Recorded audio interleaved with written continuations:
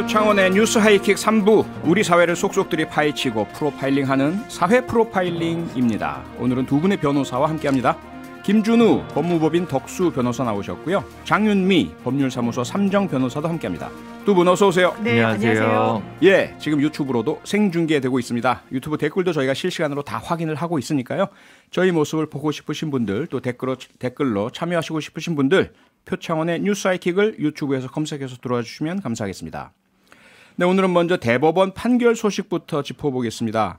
김성태 전 국민의힘 의원의 채용 비리 혐의 유죄로 최종 판결이 됐죠? 그렇습니다. 사실 1심, 2심 엎치락뒤치락 그 결론을 달리하기도 했었는데요. 네. 최종적으로 대법원에서 징역 1년에 집행유예 2년형이 확정이 됐습니다. 예. 이게 워낙에 또 과거 사건이라서 한번 좀 짚어드리자면요. 네. 이 김성태 전 의원이 2012년도에 국회 환노위 환경노동위원회 소속이었습니다. 네. 그 당시에 국정감사 기간에 이석채 당시 KT 회장을 증인으로 채택하냐 마냐가 이제 정쟁의 대상이었는데 네. 증인 채택을 하지 않는 대가로 딸의 정규직 채용이라는 뇌물을 받았다. 이런 혐의로 2019년도 7월에 재판에 넘겨졌고요. 예. 그 당시에 의혹의 내용들을 정리해보면 입사 지원서도 내지 않는데 최종 합격을 했다더라. 네. 그리고 김성태 전 의원 딸이 인성검사 통과를 하지 못했는데 최종 합격을 했다. 이래서 상당히 논란이 많이 있었었고 예. 처음에는 이 딸이 2011년도에 파견 계약직으로 KT 스포츠단에 입사했다가 최종적으로는 KT 정규직 공개 채용에서 합격이 됐었습니다. 네. 그런데 이 1년의 과정과 관련해서 어떤 대가성이 있었다라고 해서 최종적으로 대법원이 뇌물이라고 인정을 한 겁니다. 네, 상당히 오래 10년 전 사건이긴 한데 그 당시에 노조에서 내부 고발도 있고 그래서 상당히 파장이 컸던 사건으로 기억이 나거든요. 김준우 변호사. 그런데 지금 장윤미 변호사가 설명해 주셨지만 1심 무죄, 네. 2심 유죄 엇갈렸습니다. 네, 이게 이제 그러니까 사건화가 된 건 2018년 연말이었죠. 그때 김성태 그 의원이 원내대표 하던 시절에 이제 문제가 돼서 원내대표도 이제 사퇴하고 이랬던 건데 네.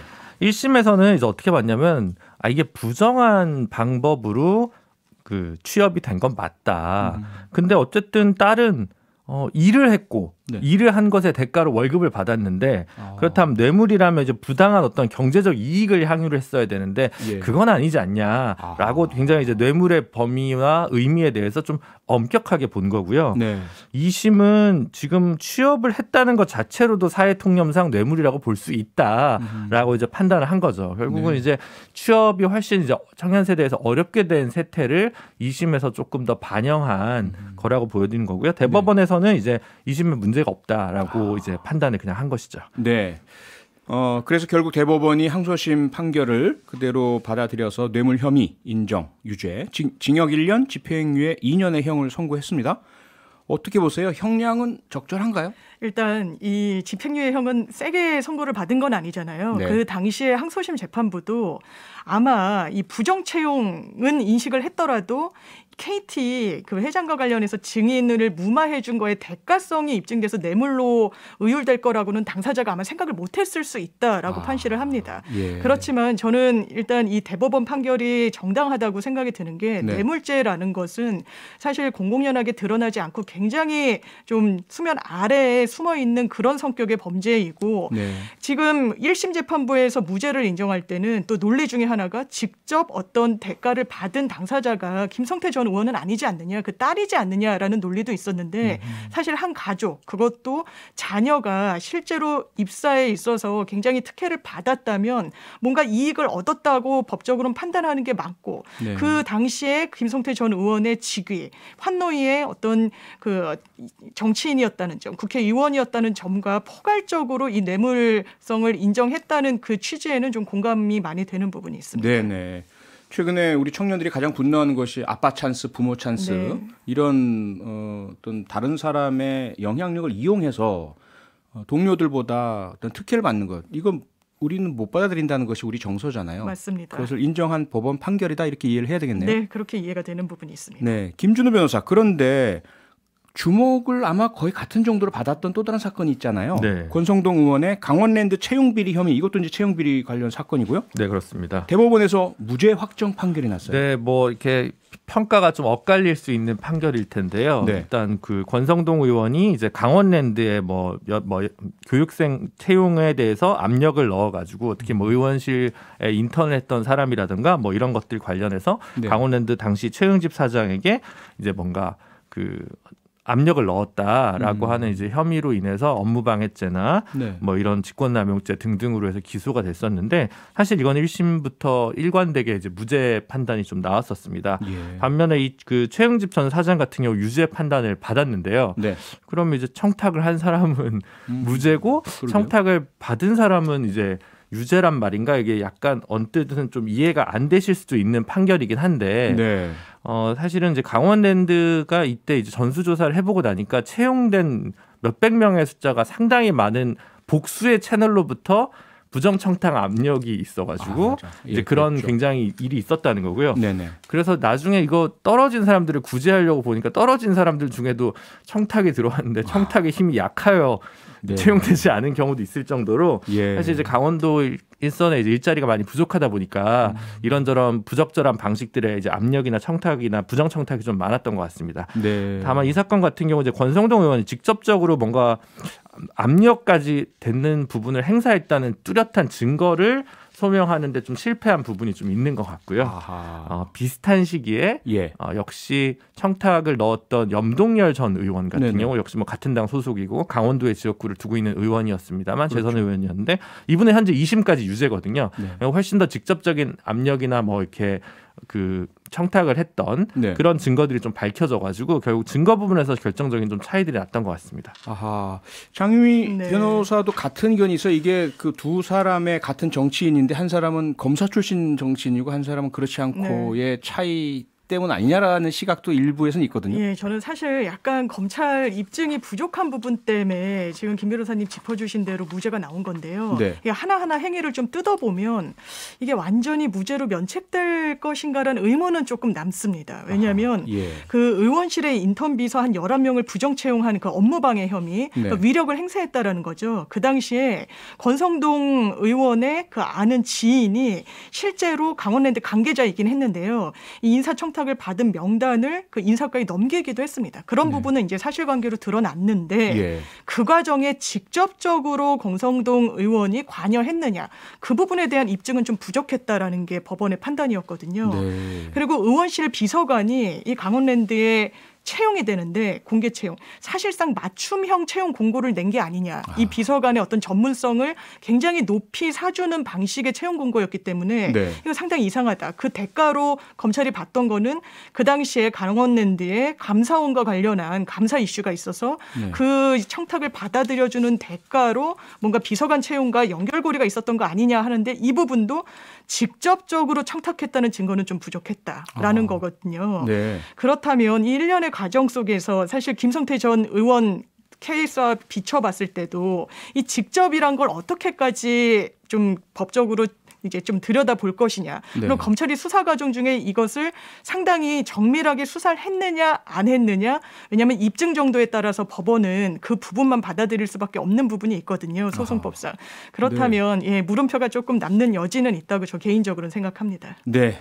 어쨌든 비슷한 채용 비리 혐의인데 한 명은 유죄, 한 명은 무죄로 대법원이 엇갈린 판결을 내린 부분, 입증의 정도의 차이가 있다라는 두 분 변호사님의 말씀도 있으셨지만 뭔가 조금 석연치 않은 느낌은 지울 수 없을 것 같습니다. 어쨌든 우리 사회에서 다시는 이렇게 부정한 채용, 특혜, 특권, 또 정치 권력을 이용한 업무의 방해 같은 것들은 결코 있어서는 안 되겠다라는 생각을 해봅니다. 잠시 저희들 광고 듣고 바로 돌아오겠습니다. 사회 프로파일링 장윤미 변호사, 김준우 변호사 두 분과 함께하고 있습니다. 이번에는 삼성전자 노조 얘기 좀 해볼까요?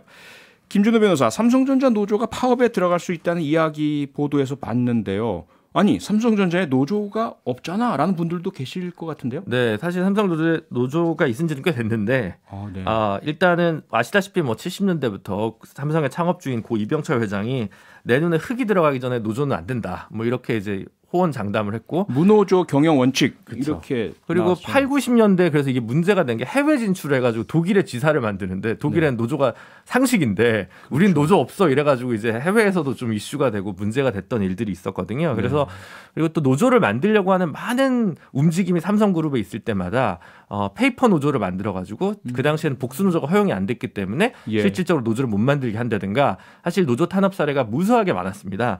그러다가 2012년부터인가요? 이제 복수노조가 허용이 되기 시작하면서 조금씩 이제 노조들이 삼성그룹 내에도 전방위적으로 좀 많이 늘어난 것이고요. 아하. 지금 삼성전자 같은 경우도 조합원 수는 제가 정확히 모르겠습니다만 아마 4노조까지 있을 겁니다. 그러니까 노조가 복수노조가 가능하기 때문에 여러 노조가 지금 있는 거고요. 근데 재작년에 이재용 부회장이 무노조 경영 폐기 선언을 했습니다. 아무래도 그 당시 뭐 법정으로 다투는 부분도 있으니까 사회적 여론도 생각해서 좀 그런 움직임이 있었던 거고요. 그래서 단체 교섭을 처음으로 이제 작년부터 이제 시작을 했는데 단체 협상도 아마 체결을 작년에 처음 했었을 겁니다. 근데 지금 뭐 이번에 또 뭐 교섭상에 뭐 난항이 있는지 지금 뭐 파업을 불사할 수도 있다라는 것들이 이제 보도가 되고 있는 상황입니다. 장 변호사님, 협상에 난항이 있는 것 같다라는 김준우 변호사 말씀인데요. 지금 뭐가 어떤 의견 차이가 있어서 파업 얘기까지 나오는 거죠? 일단은 뭐 삼성전자 영업이익이 상당히 좀 높은 수치를 달성하기도 했고 지금 코로나 때문에 상당히 많은 뭐 노동자분들이 어렵기도 하고 자영업자분들 좀 고충이 큰데 일단 이런 여론을 의식해서인지 일단 노조에서는 처음에 최초 요구했던 안에서는 많이 본인들이 양보하고 후퇴했다라고 이야기는 하고 있습니다. 최초로 요구했던 안의 내용을 보면요.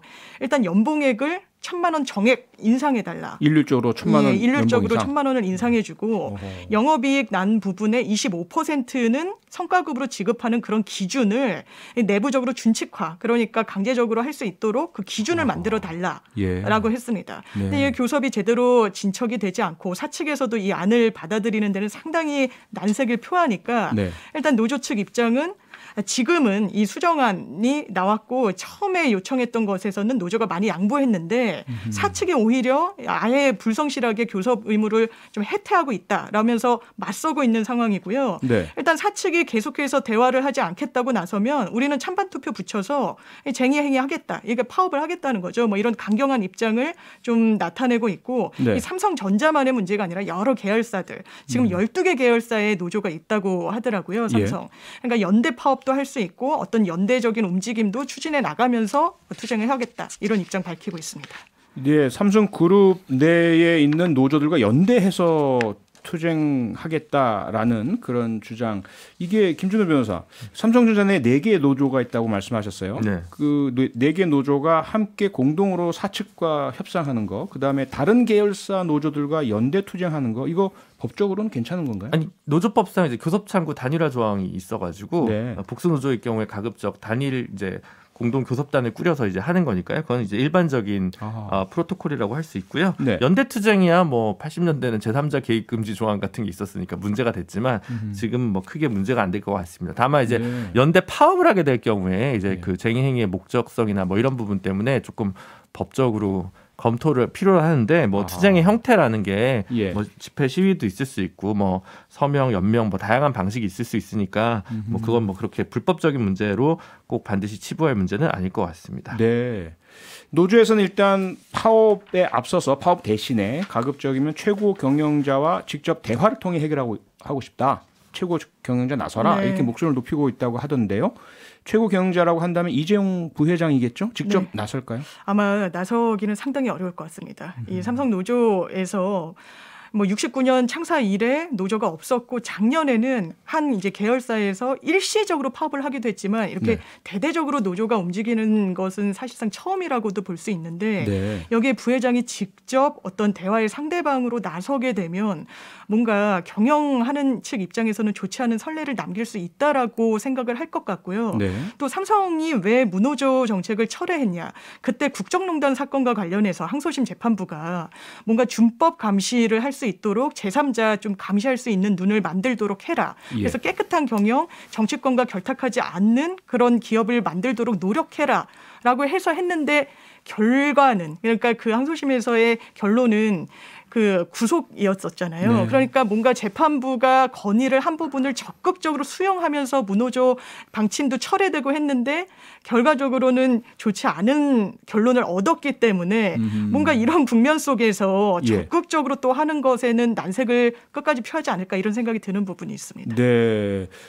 지금 말씀 주셨지만 삼성전자는 오랜 동안 문호조 경영 원칙을 고수했었고요. 노조 설립 이후에도 파업은 없었던 것으로 알고 있는데 만약에 이번에 파업에 돌입하게 되면 최초로 삼성전자의 파업 사례가 되겠네요. 그렇죠. 뭐 근데 사실은 뭐 노동조합이 예를 들어 무리한 요구를 한다. 노동조합이 너무 무리한 요구를 한다고 생각하면 조합원들이 자체가 호응하지 않아요. 그러니까 아하. 적정한 수준에서 아마 예. 뭐 구호들이나 협상이나 혹은 쟁의가 있을 것 같고요. 네. 쟁의행위 즉 파업이라는 건 이제 헌법상 보장된 권리고 네. 사실 뭐 많이들 하시는 얘기지만 뭐 프랑스 같은 데는 판사 노조도 있고 검사 노조도 있고 경찰 노조도 있는데 경찰 노조도 있어요. 네, 다 이제 투쟁도 하고 뭐 하지 않습니까? 법복 예. 입고 시위도 하고 막 그러니까 네. 삼성전자가 뭐 노조 파업한다고 해가지고 아직도 철진한 국가 경쟁력 약화 이런 모드로 이걸 굳이 바라볼 필요는 없을 것 같습니다. 네. 삼성전자의 과연 노사쟁의 어떻게 해결될까 상당히 뭐 관심이 많이 가고요. 지켜봐야 될 것 같습니다. 이번에는 검찰 얘기 해볼까요? 대검찰청이 일선검찰청에 스토킹이나 성폭력, 보복범죄 등 강력사건 발생 초기부터 경찰과 협력해서 피해자 보호 조치를 강화하라 이런 지시를 내렸다면서요? 그렇습니다. 이런 지시를 내리게 된 결정적 계기가 된 게 최근에 그러니까 지난 15일에 서울 구로구에서 신변보호를 받던 30대 여성이 스토킹 범죄를 저지르던 그 맥락 속에서 가해자한테 살해를 당하는 그런 안타까운 일이 발생했기 때문인데 그랬죠. 신변보호 조치는 이뤄진 상황이었지만 네. 그 상황에서 수사를 했던 경찰이 이 가해자는 정말 인신구속이 필요하다라고 해서 검찰에 영장 신청을 했는데 네. 검찰이 보완 수사를 내렸습니다. 뭔가 영장을 청구하기 위해서는 수사가 좀 더 깊이 들어가야 되는 부분이 있고 혐의 입증이 좀 더 필요하다는 취지였는데 네. 물론 불구속 수사가 원칙인 것도 맞고 인신을 구속하는 데 있어서는 사실상 혐의 입증이 단단하게 돼야 되는 부분은 있지만 이런 스토킹 범죄의 특성을 조금 간과하고 또 경찰, 검찰이 이원화돼 있다 보니까 네. 이 시간차가 발생해서 결과적으로는 피해자에게 이런 참혹한 결과를 가져온 거 아니냐라는 문제의식에서 대검에서도 검경, 합동, 협력해서 네. 피해자 보호 조치를 강화하라는 그런 지시를 내리게 된 겁니다. 김주주 변호사, 네. 김태한, 무슨 이석준 뭐 이런 일들이 계속 반복됐었고요. 네. 그리고 특히나 검찰이 구속이나 체포영장 혹은 긴급체포에 대한 승인 등을 뭐 기각한다든지 주저하는 사이에 일어난 이런 끔찍한 일들이 계속 있었잖아요. 네. 근데 또 이런 일이 또 생겼네요. 그러니까요. 이게 결국은 현재 제도적 틀로는 가해자 혹은 뭐 그런 이들의 이제 극단적 행위가 나타날 경우 예. 예방할 수 있는 조치가 사실 실효적인 조치가 없다고 봐야 될 것 같고요. 결국 아하. 다른 정책적 대안, 입법을 통해서라도 뭔가 적극적인 대안이 좀 모색돼야 되는 시점인 것 같습니다. 네, 입법적 제도적 보완은 뭐 다시 제가 여쭤보기로 하고 네. 현행법 하에서 검찰과 경찰 간의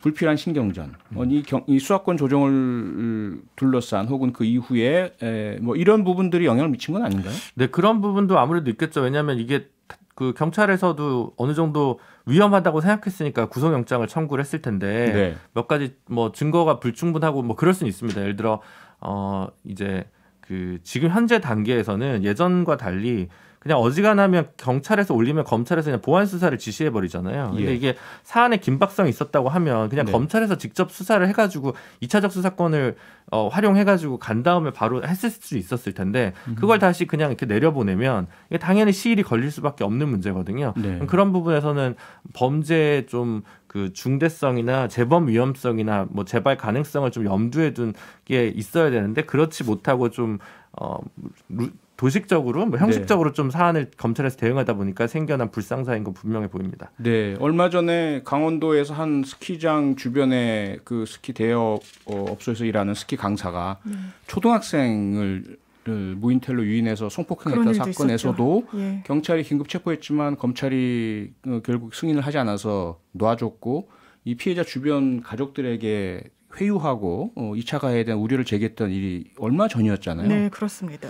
지금 그러면 어떠세요? 이 제도적인 부분 지금 네. 뭐가 어떻게 좀 바뀌어야 이런 문제들이 해결될 수 있을까요? 일단은 이렇게 강력 범죄를 내포한 이런 상황에서는 현장에서 상황을 진단하고 수사를 한 경찰의 의견을 저는 굉장히 많이 받아들여져야 되는 측면이 분명히 있는 것 같습니다. 네. 현행 헌법상 영장을 청구할 수 있는 건 검찰에만 귀속돼 있다 보니까 함부로 인신을 구속하고 긴급하게 구금을 하고 이런 부분에는 상당히 제약이 있지만 이 범죄의 특수성, 스토킹이나 아니면 계속해서 뭐 여성, 아동을 상대로 한 이런 범죄에 있어서는 뭔가 원리 원칙도 당연히 이행을 하면서 수사를 해야 되겠지만 시급성, 긴급성에도 좀 더 방점이 찍힐 필요가 있다. 네. 그래서 스토킹 처벌법을 할 때도 현장에 있는 경찰의 의견을 상당 부분 수용해서 이 긴급 분리 조치를 경찰 단계에서 할 수 있도록 한 그런 부분이 들어가기도 했지만 네. 이 사후적으로 법원의 또 결정문을 받아야만 하는 부분이 있고 실질적으로 분리 조치를 한다고 하더라도